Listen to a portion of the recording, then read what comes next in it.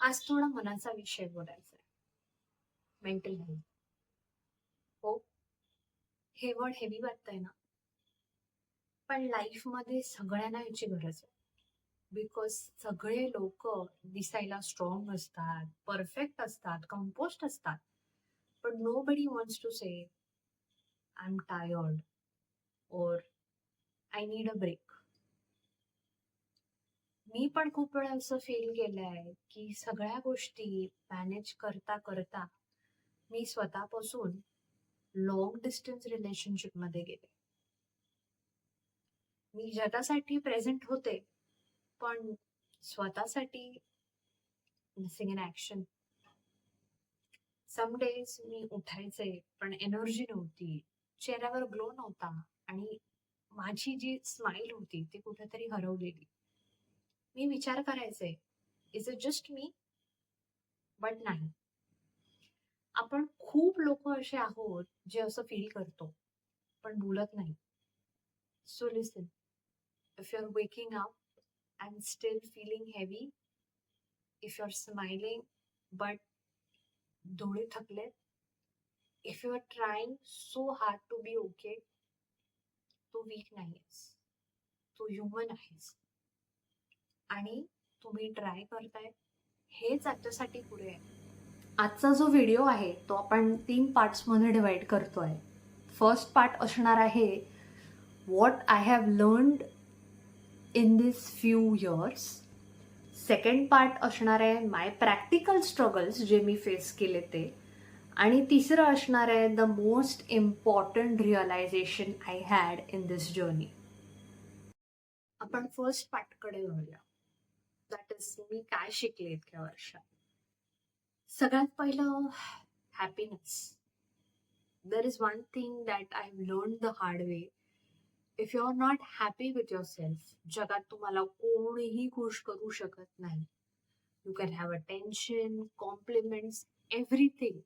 But if the inside feels empty, nothing on the outside can fill it.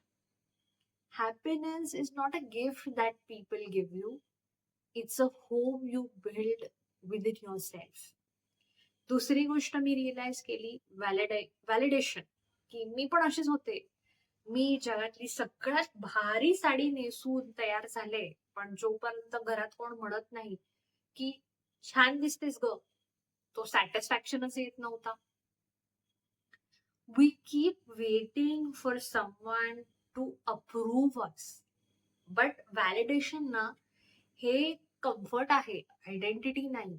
You deserve to love yourself even before someone confirms it. आणि तिसरी गोष्ट मला वाटते की आपण ना नेहमी स्वतःला दुसऱ्याशी कम्पेअर करतो, म्हणजे त्याचं हायलाइट तुमच्या लाईफ मधला सगळ्यात मोठा फ्लॉ होतो. पण बघा, त्या स्क्रीनवर दिसणारी लाईफ ही कट, ट्रिम, एडिट केलेली असते.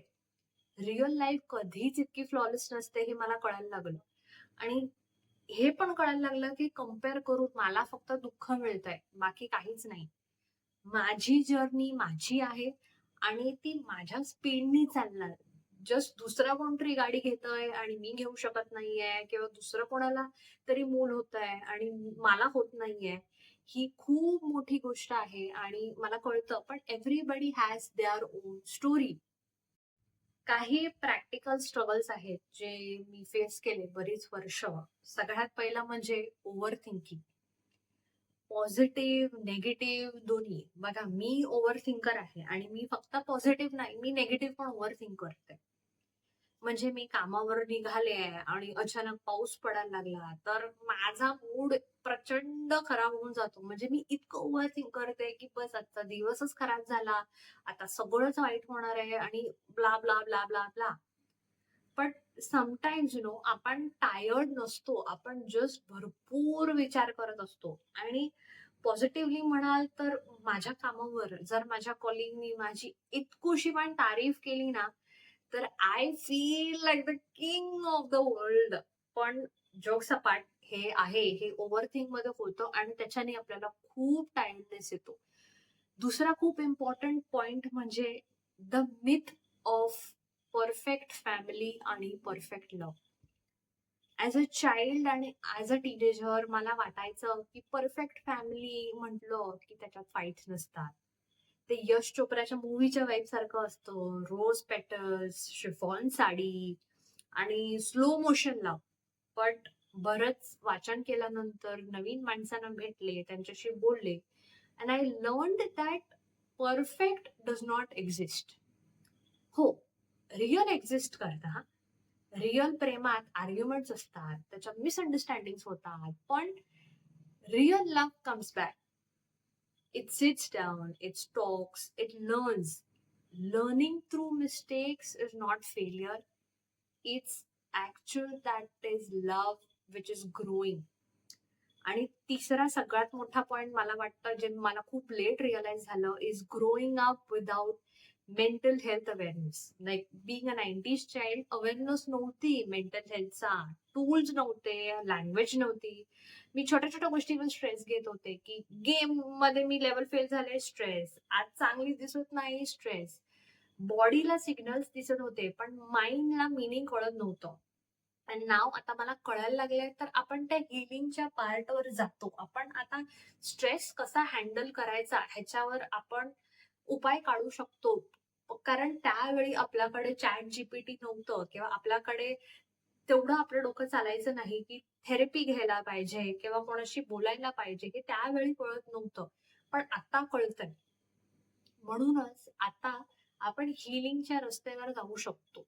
That brings us to the third part of the video. That is the most important realization I had is की स्पेशली हे बायकांसाठी, बायका तुम्ही जेव्हा हा व्हिडिओ बघाल तुम्ही खूप रिलेट कराल.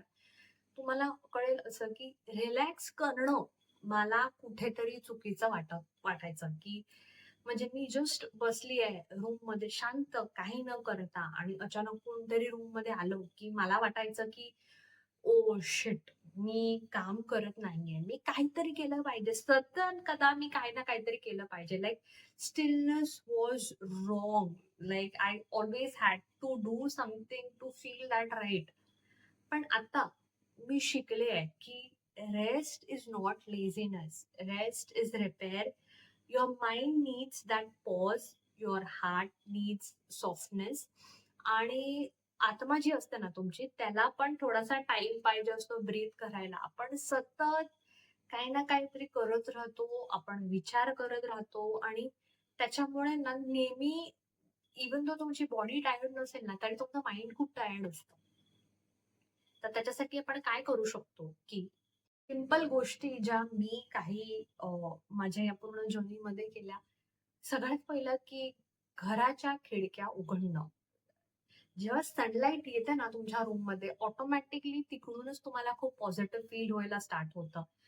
दुसरी गोष्ट आपण करायला पाहिजे ॲज अ ओव्हर थिंकर मी तुम्हाला सांगते, जेव्हा आपण ओव्हर थिंक करतो तुम्हाला प्रचंड, प्रचंड टायर्ड फील होणार आणि अशा मोमेंटला झोपेपेक्षा जास्त चांगलं सोल्युशन काही नाही.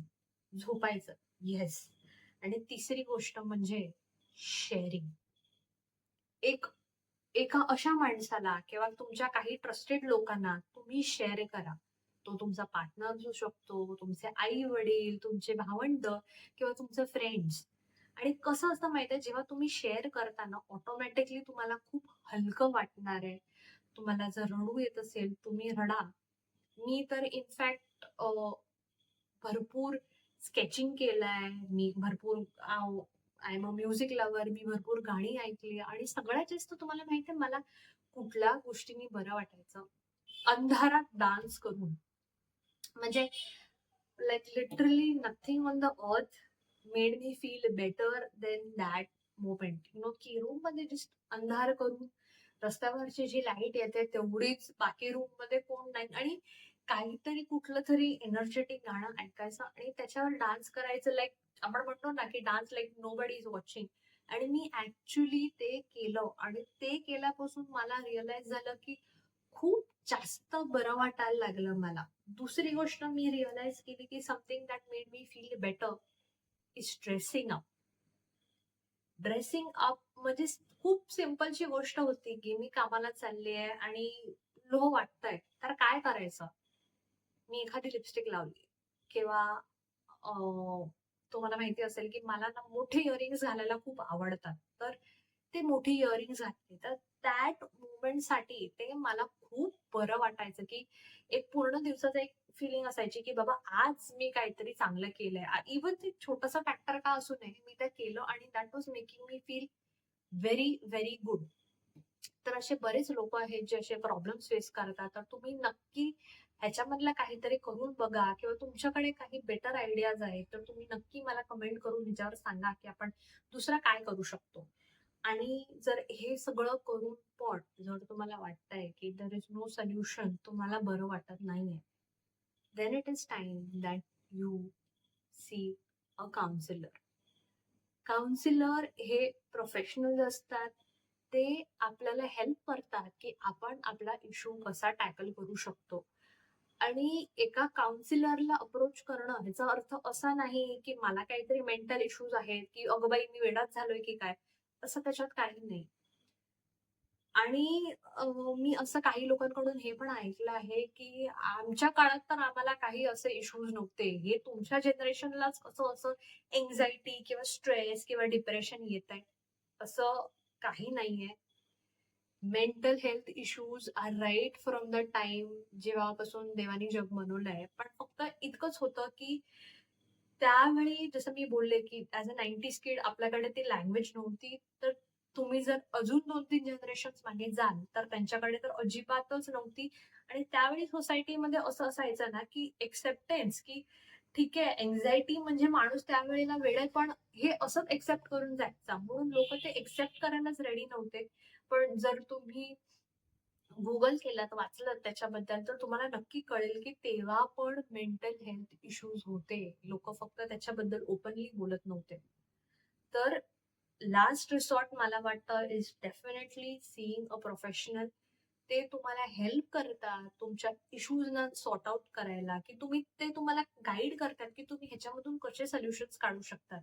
आणि कधी-कधी मी असे भरपूर लोकं बघितले आहेत, की ज्यांनी थेरपी घेतली, दे मेट अ काउन्सिलर आणि आज त्यांची मेंटल हेल्थ एक खूप बेटर स्टेजवर आहे. आणि थेरपी घेण्यासाठी तुम्हाला स्पेसिफिकली मला डिप्रेशनच आलंय किंवा मला मला रात्री झोपच येत नाहीये म्हणून म्हणजे मी वेडेपणाचे लक्षण दाखवायला लागलो तेव्हाच मी थेरपी करायला जायची असं नाहीये.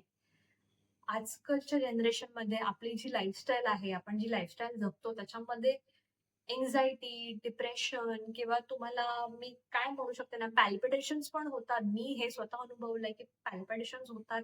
तुमची हार्टबीट वाढते, यू स्टार्ट स्वेटिंग हे सगळं होतं आणि हे सगळं जेव्हा तुम्हाला वाटतं, की एका लिमिटच्या बाहेर जातंय, ते तुमच्या डेली लाईफला इफेक्ट करतंय. तो तुम्हाला एक सिग्नल असतो तुमची बॉडी देत असते. ते तुम्हाला सांगतं, की आता आपण हेल्प घेतली पाहिजे. आपण एका प्रोफेशनलकडे गेलो पाहिजे.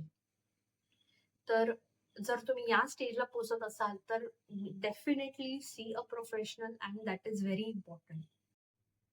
आजच्या हा व्हिडिओ थोडासा हेवी होता मला माहिती आहे. पण आजच्या या व्हिडिओनी जर तुम्हाला ॲट लीस्ट 1% पण कुठे हेल्प झाली असेल ना, तर मला त्या गोष्टीचा खूप आनंद होईल. मला नक्की सांगा तुम्हाला आजचा व्हिडिओ कसा वाटला? थोडासा सेन्सिटिव्ह टॉपिक आहे. हो, मला माहिती आहे. पण we need to talk about this. The society needs to openly accept things की मेंटल हेल्थ जसं फिजिकल हेल्थ एक इश्यू असतो तसा मेंटल हेल्थ सुद्धा एक इश्यू आहे आणि आपण त्याच्याबद्दल बोललं पाहिजे. तर मला प्लीज नक्की कमेंट करून सांगा. तुमच्या कमेंट्सनी मला एक मोटिवेशन मिळतं, की मी अजून असं सुंदर-सुंदर कंटेंट तुमच्यासाठी घेऊन येईन आणि आपण अजून भरपूर विषयाबद्दल डिस्कस करू शकू, की मी माझ्या रिअल लाईफमध्ये काय इश्यूज फेस केले. Not just about mental health, पण बऱ्याच विषयावर मला बोलायचं आहे. तर तुमच्याकडून जो फीडबॅक येईल, तो मला खूप मोटिव्हेट करणार आहे, की मी अजून कंटेंटवर काम करीन आणि लेट मी नो. तोपर्यंत आपण भेटूयाच पुढच्या व्हिडिओमध्ये. तोपर्यंत keep smiling, be positive. I love you.